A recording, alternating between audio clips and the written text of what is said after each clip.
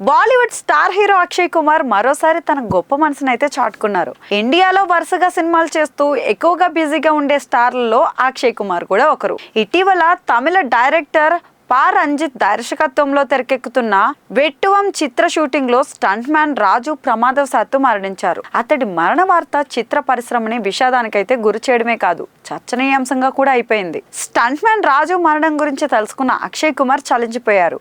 ఈ ఘటన తర్వాత అక్షయ్ కుమార్ స్టంట్ మ్యాన్ల భద్రత, వారి కుటుంబాల భవిష్యత్తును దృష్టిలో పెట్టుకుని గొప్ప పని చేశారు. అక్షయ్ కుమార్ ఏకంగా 650 మంది స్టంట్ మ్యాన్లకు ఇన్సూరెన్స్ చేయించారు. వారికి సరైన పారితోషికాలు ఉండవు. ఏదైనా ప్రమాదం జరిగితే వారి కుటుంబాలు తీవ్రమైన కష్టాల్లో చిక్కుకుంటాయి.